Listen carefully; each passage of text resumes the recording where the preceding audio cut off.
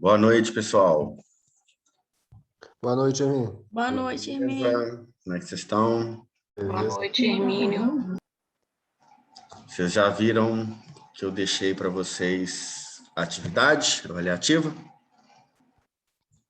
Quase 10, né? A atividade é da aula de hoje. Na verdade, o material que está lá é um material extenso, porque, na verdade, não é só uma lista de exercícios, ela explica, né? É uma orientação de como fazer. Tem exercícios no final, mas antes, as primeiras páginas, é um tutorial. É um resumo dessa matéria que a gente vai ver hoje, que é a estequiometria. É uma matéria de cálculo, de química inorgânica, química geral e inorgânica, na verdade, mas é uma matéria que demanda calcular. Então, eu deixei para vocês esse slide já. A ZUASC liberou bastante, né, Hermínio? Sabe o que aconteceu? Eu tinha que ter liberado para vocês 2 UAS, nenhuma data para trás aí, e acabou que eu liberei uma só. Só que, assim, todas estão abertas até dia 1º de outubro agora, sabe? Ah, sim. Foi um lapso meu mesmo, que eu tinha que ter liberado 2 de uma vez, dia 23, e 2 no dia 6, né?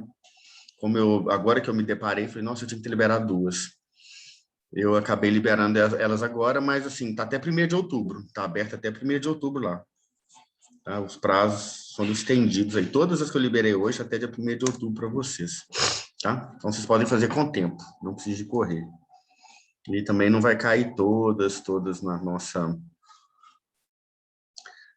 prova, não, justamente por causa disso. Beleza? Bom, pessoal, vamos falar sobre estequiometria, cálculo estequiométrico. São cálculos que determinam concentração, quantidade de matéria, calculada em mol, em gramas, né? Então, a gente tem sempre uma necessidade em farmácia, em química, principalmente química analítica, do aspecto quantitativo, né? De determinar concentração, não somente de identificar substâncias, mas de quantificar. E a química analítica é só isso, né? Então, a estequiometria é a base da química analítica, que ou vocês estão estudando agora, ou vão estudar no próximo período. Vocês estão fazendo química analítica? Ainda não. Química analítica é só cálculo, só cálculo. E começa aqui com a estequiometria, é a base de cálculo, né? O cálculo das quantidades das substâncias envolvidas numa reação química é chamado de estequiometria. Então, para a gente chegar na estequiometria, a gente precisa ter uma reação química definindo coeficientes estequiométricos, definindo aquela proporção que é fixa dos elementos químicos das substâncias. Então, palavra grega stekioe, que é aí a medida de partes. Estequiometria, que é medidas das partes. É o cálculo químico. Resumindo, né? Estequiometria é o cálculo químico. Para efetuarmos cálculos estequiométricos, devemos conhecer as proporções definidas existentes entre os elementos que formam as diferentes substâncias. Isso a gente vai ver na fórmula H2O.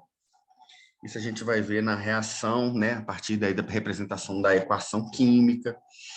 E a gente, sabendo as proporções, a gente calcula. É um ovo, né, vou fazer uma receita de bolo aqui, 6 ovos e 1 quilo de farinha, e aí, se eu for dobrar, eu sei a proporção de ovos e de farinha, eu aumento, eu diminuo, eu dobro, eu divido pela metade, eu conheço a proporção. Né? Se eu conheço a proporção, eu faço mais, faço menos, dobro a receita, de maneira que não sobre e não falte, né? Okay? Então, para isso eu preciso conhecer as fórmulas. Primeiro tem a fórmula percentual. Não é muito usado, não. Isso aqui a gente estuda, mas o negócio não nem vão ver. Estuda porque tem que estudar. Que é a determinação aí dos elementos químicos que compõem, dos átomos que vão compor uma substância, mas demonstrando assim, ó, uma porcentagem. Por exemplo, isso aqui nós calculamos nas aulas passadas, ó. Por exemplo, sabendo que a forma molecular do metano é CH4 e as massas atômicas lá da tabela periódica do carbono e do hidrogênio são: carbono é 12, hidrogênio é 1. CH4, eu tenho um carbono e 4 hidrogênios. Se o carbono é 12, 12 vezes um carbono é 12. Se o hidrogênio é 4, 1, que a massa do carbono é 1 vezes 4, vai dar 4. Então, quer dizer que a massa molecular do metano é 16, que é o somatório dos 4 hidrogênios com 12 de um carbono, né?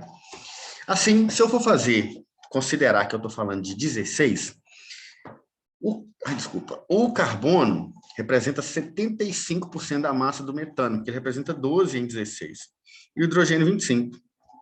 Então, eu tenho isso aqui, ó, que é a fórmula padrão que a gente usa, que a gente vai ver, a fórmula molecular, e tem essa aqui, que é a fórmula que vai definir por massa a porcentagem de cada um das substâncias, na substância de cada um dos átomos presentes. Ó. Carbono 75%, hidrogênio 25%. Estão vendo?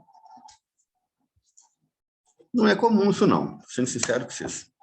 A fórmula mínima é essa que a gente viu ali, que é assim, é a melhor representação de tudo, até porque é a que vai nos mostrar melhor as proporções.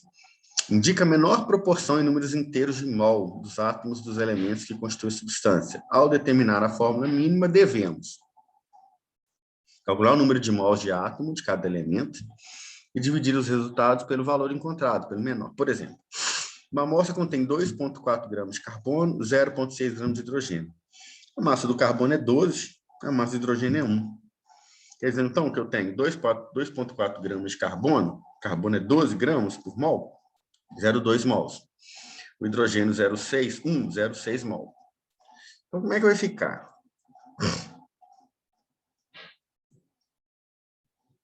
O N é o número de mols, né? O número de mols é a massa dividida pela massa molecular. Então, olha só. 0,2 e 0,6. Não são números inteiros. Se eu transformar em número inteiro, aqui, por exemplo, foi multiplicado por 5. Ó. Dividir por 0,2 é uma coisa que multiplicar por 5, né? Então, 0,2 vezes 5 deu 1, 0,6 vezes 5 deu 3. Então, a massa aqui, a fórmula mínima, de acordo com essas massas, é CH3. Entenderam?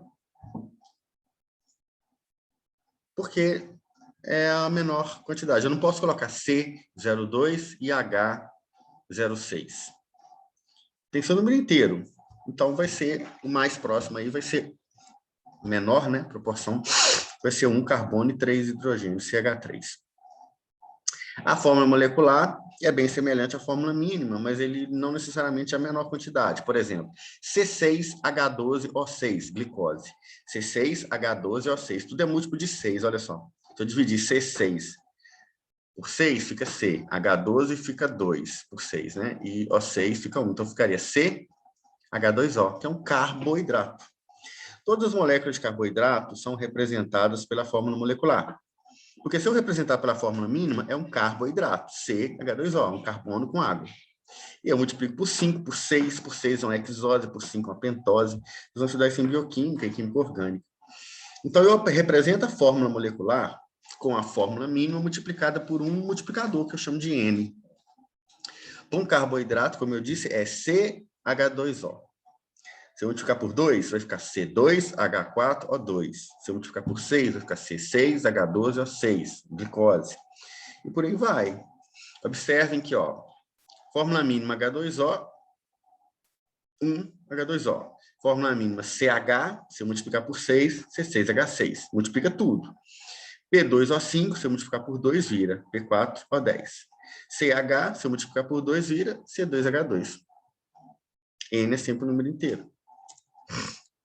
Entenderam? Digam para mim. Sim? Sim, sim? Sim. Bora. Primeiro método, a partir da porcentagem em massa, calculando a fórmula mínima. Então, vitamina C, por exemplo, ó, 40,9% de carbono, 4,55% de hidrogênio, 54,6% de oxigênio. Então, se eu somar tudo aqui,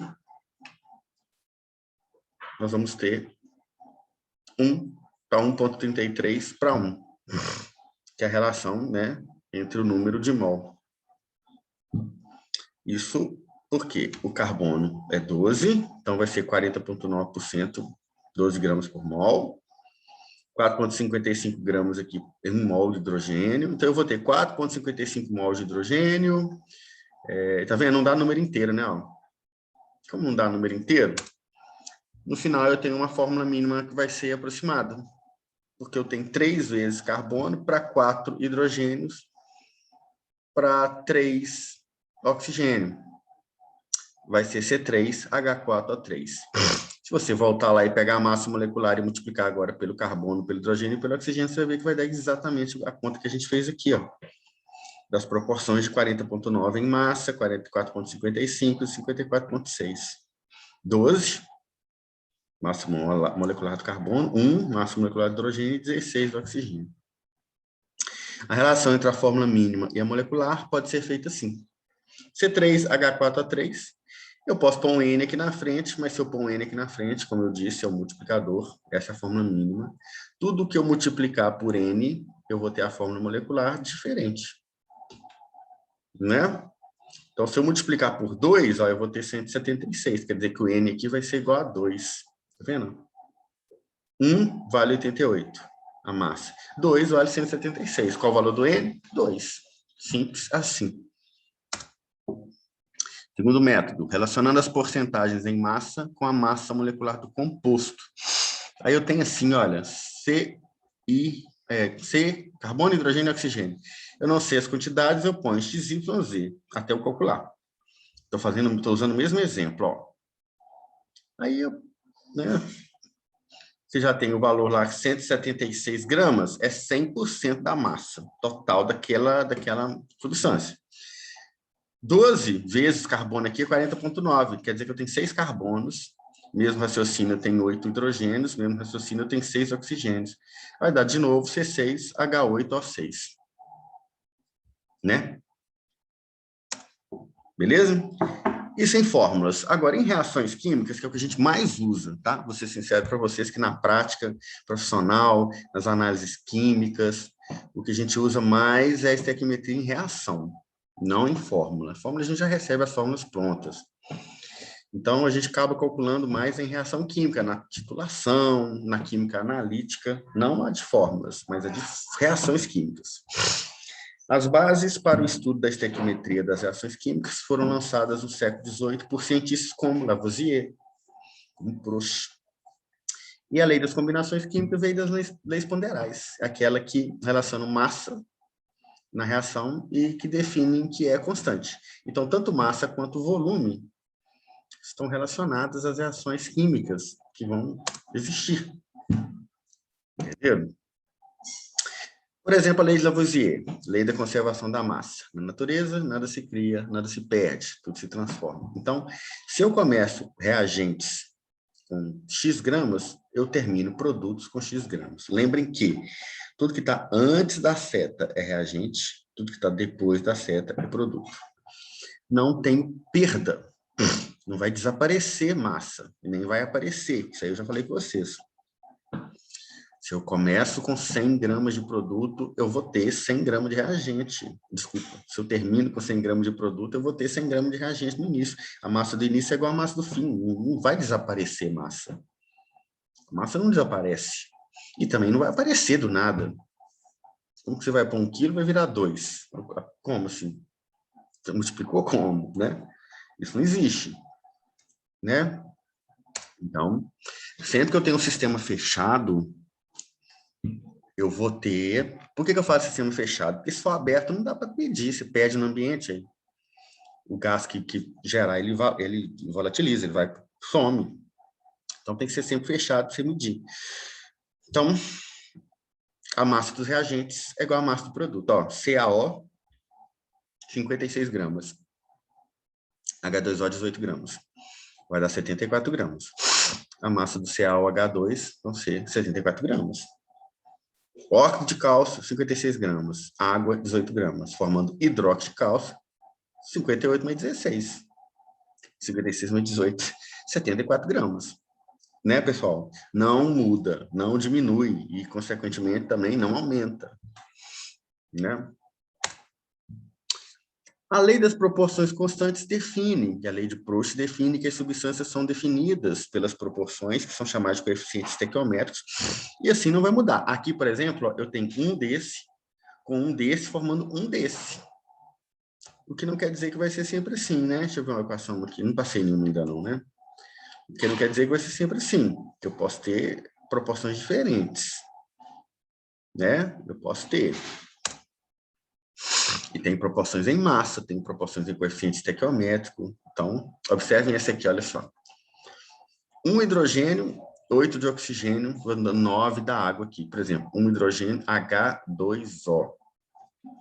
Em 9 gramas de água, eu tenho 1 hidrogênio, 8 oxigênio. Se eu tiver 90 gramas de água, eu vou ter 80 de oxigênio e 10 de hidrogênio. Estou multiplicando, ó. Se eu tiver 45, eu vou ter 40 de oxigênio e 5 de hidrogênio. Não vai mudar. Se a proporção é 1 para 8, vai ser 1 para 8, multiplicando pelo mesmo número, dividindo pelo mesmo número. Proporcional. Isso é a lei da proporção constante de Proust. Beleza? As proporções são definidas. De acordo com Lavoisier, não se cria, não se perde massa. A proporção é definida e não aparece nem desaparece.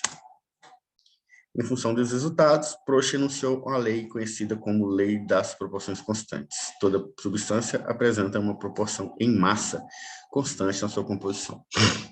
Sempre vai ser assim. E tem a lei de Gay-Lussac também, que fala de volume. Então, nas mesmas condições de pressão e temperatura, os volumes dos gases participantes de uma reação química têm entre si uma relação de número inteiros pequenos, diretos. Bom exemplo, 10 litros de hidrogênio com 10 litros de cloro vão formar 10 litros de cloreto de hidrogênio. Eu reajo 10 litros de H2 com 10 litros de Cl2 e formo 20 litros de HCl. Manteve. Nas mesmas condições de temperatura e pressão, os volumes vão manter também relação constante. Não vai aparecer nem desaparecer. Beleza? Eu tenho 1 de hidrogênio com 1 de cloro, formando 2 de cloreto de hidrogênio. Né? Beleza? Oi, Hermínio, Pode perguntar. mas no caso da água, se misturar com o álcool, o volume diminui, né? Não, mas aí na realidade é líquido, não é gás. Ah, tá, só no caso do gás, no caso. Só no caso do gás. Pressão, nas condições de pressão e temperatura, os volumes. Porque a gente vai estudar só gás daqui a pouco. Vai chegar no final da matéria, a gente vai estudar só gases reais e gases ideais. Tem uma fórmula PV igual a nRT, ela só serve para gases. E os gases se comportam exatamente dessa maneira aqui. Os líquidos têm diferença, sim. Tem uma relação, sabe por quê? Porque os líquidos têm interações, ponte de hidrogênio, a ponte de hidrogênio aproxima, faz com que fique coladinho, né? Interação de polo, tem uns que afasta, aí você tem alterações de volume, sim. Mas para gases é constante, assim. Uhum. Coeficiente é quantidade de substância. Quantidade de substância é o mol, né? Vejamos, por exemplo, a reação que permite produzir amônia. 1N2 para 3H2, formando 2HNO3. Eu tenho que balancear, ó. Quantos nitrogênios eu tenho? 2. No final eu vou ter 2. Quantos hidrogênios eu tenho? 6. No final eu vou ter 6. Uma molécula desse com 3 moléculas desse, formando 2 moléculas desse. Isso não tem problema. Ah, é uma com 3 formando 2. Por quê? Porque eu tenho um coeficiente estequiométrico aqui da reação da substância como um todo. Essa não é a questão. O que eu tenho que manter é tudo que está ali. Ó. Eu tinha 2 nitrogênios, eu continuo com 2. Eu tinha 6 hidrogênios, eu continuo com 6. Isso é que vai se manter. Ok? Eu podia ter juntado isso tudo aqui numa molécula só, às vezes. E ter uma molécula só no final. Mas eu ia ter 2 hidrogênios, 6 hidrogênios e 2 nitrogênios do mesmo modo. Isso não ia alterar. Agora, quanto que é uma molécula de N2? Uma molécula de N2 é 6,0 vezes 10 a 23, 1 mol. Então, 1 mol de N2 é isso aqui. 3 mols de hidrogênio e 2 mols de amônia. Então, quantos átomos? Se eu estiver falando de 1 mol aqui, eu pego a equação do jeito que está. 1 mol com 3 mols com os 2 mols. Quantos de nitrogênio eu tenho? Qual a quantidade de substância em mol? Quantos átomos de nitrogênio eu tenho aqui? Quantas moléculas de N2, né? Eu vou ter uma vez 6 vezes 10 a 23. Então, eu vou ter 6 vezes 10 a 23. Aqui eu vou ter que multiplicar por 3, que cada 1 mol é isso aqui. Eu tenho que multiplicar por 3, ó. E aqui, cada 1 mol é isso aqui, eu tenho que multiplicar por 2. Esse vai dar 1,8 vezes 10, 18 vezes 10 a 23, que é 1,8 vezes 10 a 24. E esse vai dar 12 vezes 10 a 23, que é 1,2 vezes 10 a 24. Entenderam? Na equação balanceada, o número que vem na frente, que é chamado de coeficiente estequiométrico, é o número de mol de cada um das substâncias participantes. Ok? E isso aqui é interessante, isso é importante, ó. A quantidade de matéria em mol pode ser expressa em outras grandezas, como grama, volume e ainda número de moléculas. Por exemplo, 1 mol equivale a massa molar do produto, a 22,4 litros de gás na CNTP, condições normais de temperatura e pressão, e 6,0 vezes 10 a 23 moléculas. Entenderam isso ou não? Ó, um gás. Nitrogênio é 14 da amônia com 3 hidrogênio, 17. Então, 1 mol de amônia tem 17 gramas por mol. Entenderam? 22,4 litros de mol na CNTP. 1 mol. E 6,0 vezes 10 a 23. Se eu tiver que multiplicar pelo mol, eu multiplico o resto também. Se é 2 mols, eu vou multiplicar aqui por 2, aqui por 2, aqui por 2. Se é 3 mols, é aqui por 3, aqui por 3, aqui por 3. Fechado? Oi, Henrique. Sim. No caso, seria unidade de medidas diferentes para falar a mesma coisa. É, a mesma quantidade, que é 1 mol, vai representar isso aqui, ó. Eu falar quantos litros tem 2 mols do gás Y na CNTP? Se é 2 mols, 44,8, é fixo. Qual o número de moléculas? É 2 mols, se é 6 vezes 10 a 23, 1 mol, 2 é 12 vezes 10 a 23. E qual a massa molar? Aí eu tenho que ver a tabela periódica, né? Se for H2, se for NH3, eu tenho que somar lá na tabela periódica a massa de cada um dos elementos, dos átomos que estão compondo, né? Mas é tranquilo. Daqui tem um exemplo bacana, ó. Molecular. 1N2, 3H2, formando 2H3 e 2NH3. Aquilo que eu fiz lá atrás. Então, ó, uma molécula dessa, com 3 moléculas dessa, com 2 dessas. Então, vai ser 1 vezes 6 vezes 10 a 23, 3 vezes 6 vezes 10 a 23, 2 vezes 6 vezes 10 a 23. Em número de mols, 1 mol, 3 mol, 2 mol.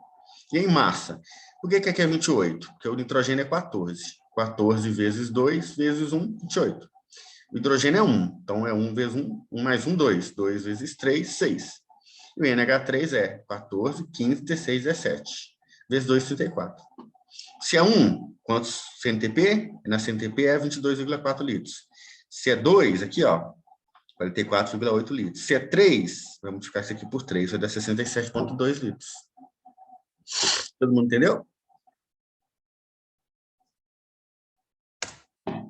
O que foi demonstrado para a reação de formação de amônia é válido para qualquer reação química. Permite prever as quantidades de reagentes e produtos envolvidos em uma reação. Veja outro exemplo, como são feitas as adequações. Calcular o número de mols de amônia produzidos na reação de 5 mols de nitrogênio com quantidade suficiente de hidrogênio. Então, olha só.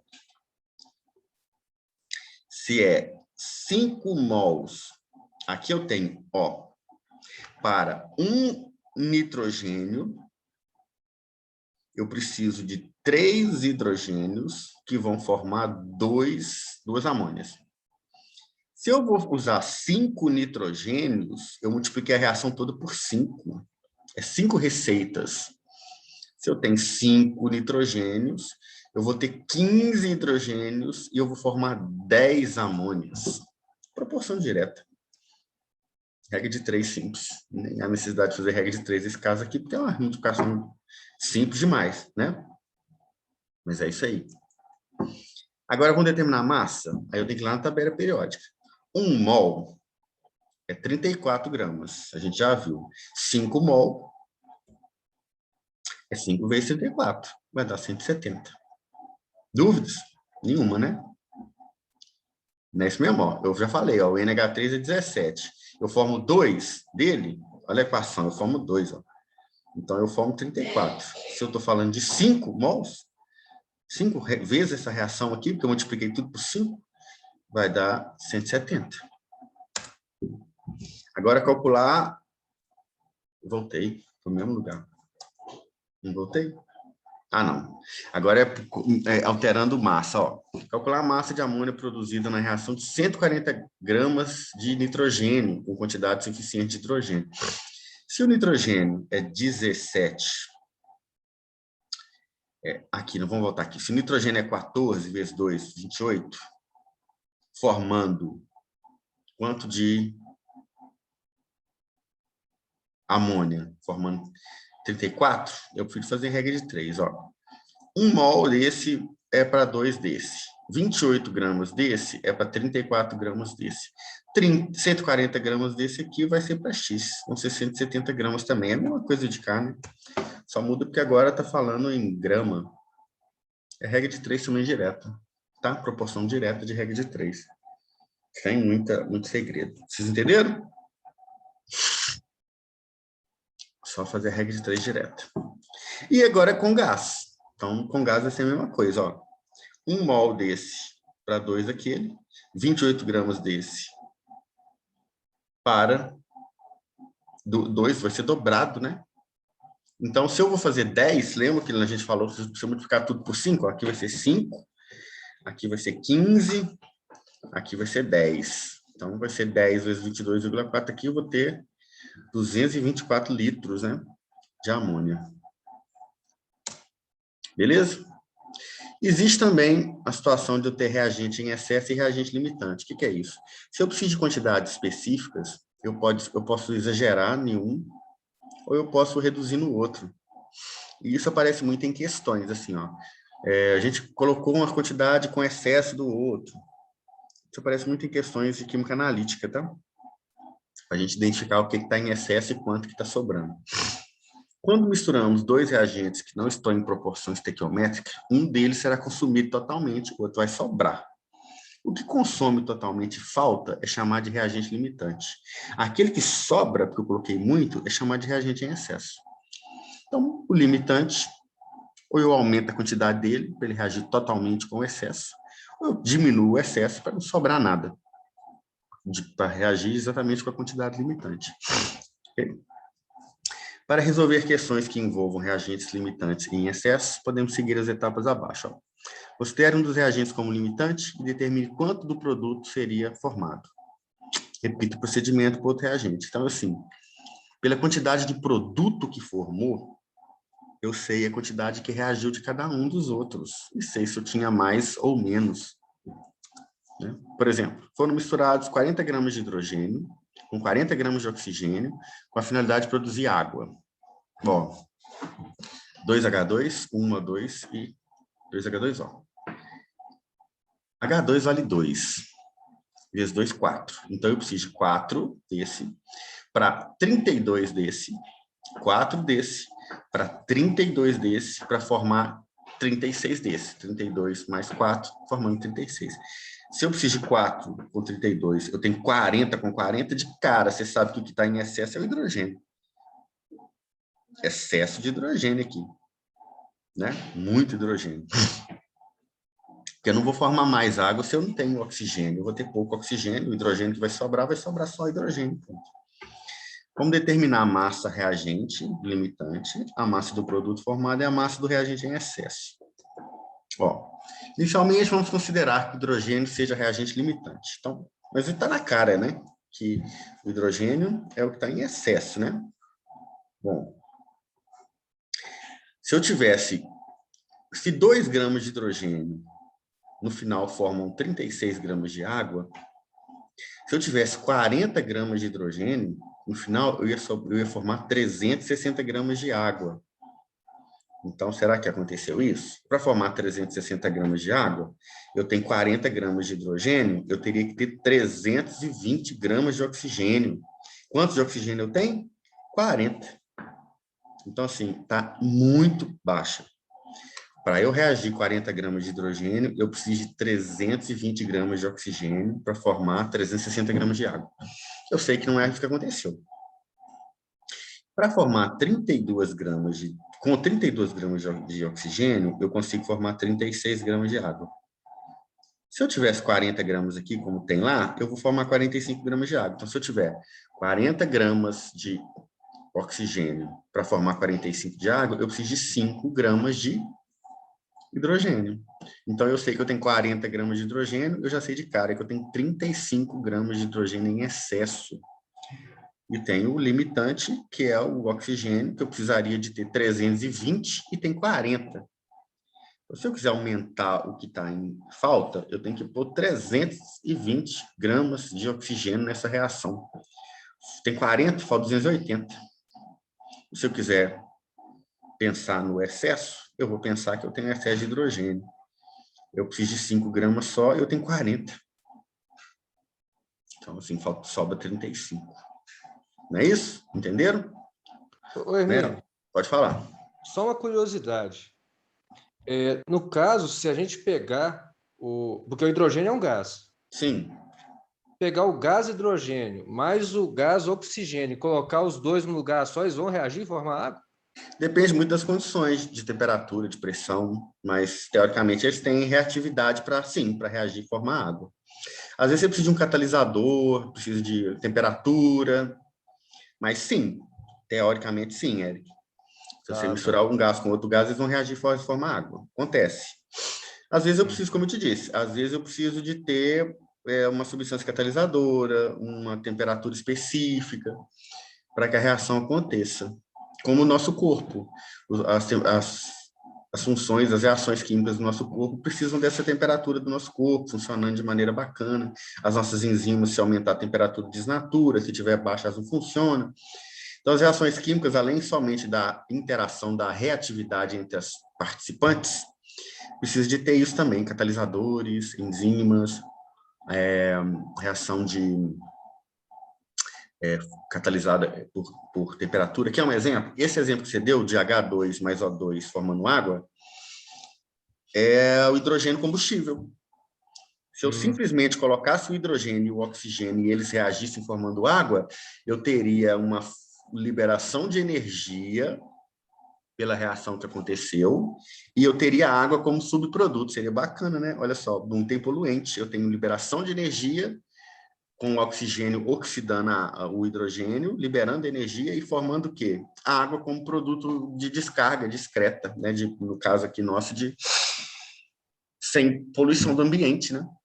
Só que não é assim. Esse caso já existe? Já. Já existe combustível à base de hidrogênio? Já existe. É muito potente, é muito cara a tecnologia. Então, você vai ver isso mesmo em foguete espacial, sabe? Máquinas mais potentes aí, de tipo máquina bélica, de guerra. Mas existe, já. Existe sim o hidrogênio sendo utilizado como combustível. É uma vantagem, né? Uma alternativa ao combustível fóssil, petróleo, é mais barato, mas a tecnologia é um pouco diferenciada, porque a hidrogênio é bombástico, né? Vira uma bomba, então tem que ser um negócio mais controlado. E tem a vantagem de não gerar. O que gera como resíduo? Água. O produto é água, você não tem monóxido de carbono, não tem dióxido de carbono, não tem poluição do meio ambiente, tem liberação de água na atmosfera. Bacana se fosse assim, né? Rendimento de uma reação química. Então, o rendimento é o que a reação rendeu. Nisso você consegue identificar a impureza. Por exemplo, o rendimento real é diferente do rendimento teórico. Se no meu cálculo, no caderno, no papel, o rendimento era para dar 80 gramas e deu 70, eu tenho impureza, por isso que não deu certo. Eu tinha que ter rendido mais, o rendimento tinha que ser maior. Mas como eu tenho impureza, não reagiu. Isso é muito comum em química analítica, a gente identificar também assim. Na prática, quando realizamos uma reação química, mesmo utilizando quantidades estequiométricas dos reagentes, nem sempre conseguimos obter a quantidade máxima possível dos produtos. Isso acontece por vários fatores. Assim, é comum que a reação ocorra com rendimento real menor que o rendimento teórico, principalmente pela questão da impureza. Só isso? Não. Às vezes não reagiu mesmo legal, às vezes eu não estava nas condições ideais de temperatura, de pressão, das condições para a reação acontecer. Aí o rendimento teórico é 100%, o rendimento real é X. Tá? Eu tenho que calcular para saber. Ó. Por exemplo, aqui,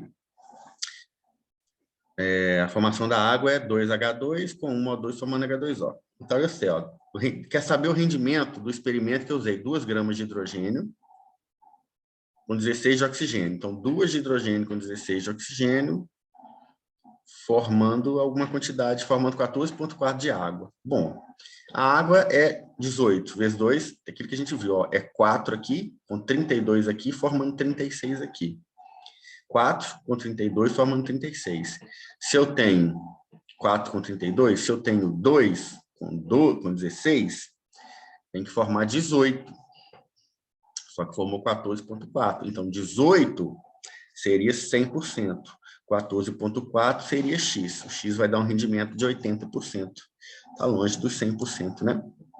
Beleza, pessoal? Resumindo para vocês, estequiometria. Lavoisier, conservação da massa. Nada se cria, nada se perde, tudo se transforma. Massa dos reagentes igual massa dos produtos. Proust, lei das proporções definidas, relação fixa entre as massas das substâncias envolvidas. Dalton fala das reações múltiplas, né? Eu nem citei ele aqui, mas é a massa do elemento, ele vai se manter constante, e eu vou ter 1 mol, 6 vezes 10 a 26 moléculas, 22,4 litros na CNTP, e a massa, de acordo com a fórmula e a tabela periódica. Regras fundamentais: escrever a equação química, balancear, para eu ter o coeficiente estequiométrico, e estabelecer regra de 3. Fácil. Agente limitante em excesso. O limitante é o que falta e o excesso é o que sobra. Para calcular rendimento, eu tenho que saber quanto que teria que formar em 100% e quanto que é o X% que formou. Isso me leva à pureza, para saber se eu tenho um grau alto de pureza ou um grau baixo. Beleza? Dúvida? Oi, Emílio. Pode perguntar. Só uma dúvida com relação aqui que eu tinha perguntado, que é o seguinte, por exemplo, o oxigênio está livre na natureza. Uhum. O hidrogênio também. Também, mas também é menos, né? O oxigênio é mais, mas o hidrogênio também está aí. Ah, tá. Mas qual a forma de extração quando se quer obter uma grande quantidade de hidrogênio? Você faz uma filtração e separa. No ar está tudo misturado: hidrogênio, oxigênio, água, nitrogênio, gás carbônico, monóxido de carbono. Aí existem métodos de separação de mistura gasosa. Você separa os gases aí, dessa formação aí, dessa composição complexa do ar. Você vai extrair só o hidrogênio, só o oxigênio, concentra e extrai, entendeu? É um método de separação de mistura gasosa, um pouco mais complexo, é um processo industrial, laboratorial, mas existem métodos para isso, entendeu? Para fazer esse tipo de separação. Entendi. Entendeu? Por características químicas mesmo, através das propriedades químicas de cada um deles, se atrai, repele, consegue fazer com que ele fique isolado. Isola, né? E purifica. A partir do momento que você isola de outro, você tem o gás puro, né? Separado. Beleza? Então é isso aí, pessoal. Façam lá a atividade. Se vocês tiverem alguma dúvida, vocês façam contato comigo, mas tem que estar bem... A atividade, além dela estar presente lá, ela tem explicação de como fazer. Tá? Tem exercício resolvido. É bem uma matéria para vocês estudarem e fazendo o exercício junto. Beleza? Abraço para vocês. Até semana que vem, Deus quiser. Boa noite. Boa noite. Valeu, gente. Boa noite. Valeu, pessoal.